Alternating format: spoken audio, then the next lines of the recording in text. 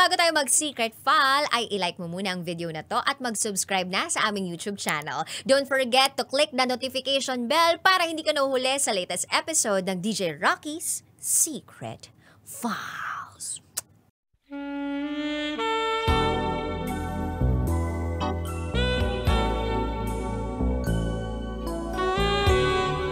May namamasko sa tapat ng bahay namin nang biglang, Dear Titangelo at Raketera, isa ako sa regular viewer ng programa ninyo sa YouTube at Spotify.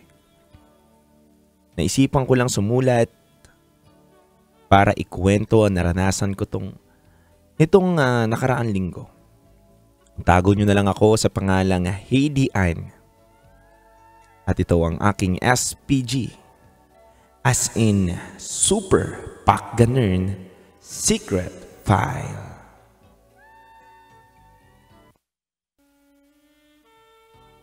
Isang gabi, nakatambay lang ako sa terrace ng bahay namin. Dito lang sa tapat. Pinifeel ko lang ang malamig na simoy ng hangin. Kasi December na. Kaso, wala pa naman akong jowa kaya hindi ako warm. Pero, puwera biro, opo, wala talaga akong jowa. Naisipan ko nga na mag-wish na sana. Makahanap ako ng dawan ko.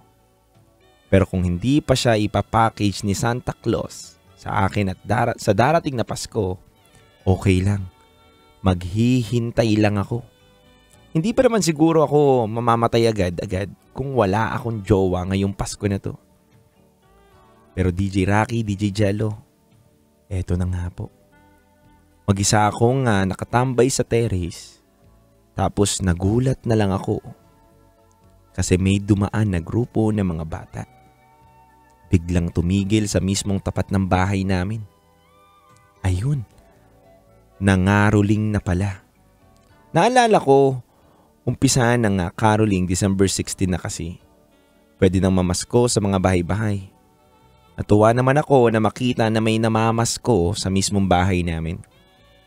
Pero yung ngiti ko noong makita na may namamasko, dahan-dahan na nawala. Kasi yung mga nangangaroling sumisigaw. Tapos yung kanta nila, wala pa sa tono. Halatang hindi pa singer. May mga tamburi naman tsaka drum na gawa sa pinagdugtong-dugtong na tansan. Kaya may tunog pero tunog kalabaw pa rin. Kaya yung ngiti ko, tumatabingi na. Tapos kumanta pa sila sa dulo ng We wish you a Merry Christmas, we wish you a Merry Christmas. Hindi sabay-sabay, sintonado. Yung iba, tawa ng tawa. Kaya napayuko na lang ako, DJ Rocky, DJ Jello. Pinakanta ko na lang sila ng pinakanta. Tapos nanghihingi na nga. Sabi, namamasko po.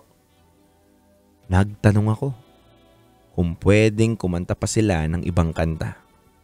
Sabi nung isang bata, yun lang daw ang alam nilang kanta. E di hindi ako nagpumilit.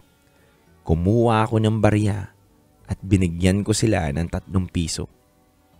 Akala ko matutuwa at magpapasalamat pero parang nagalit.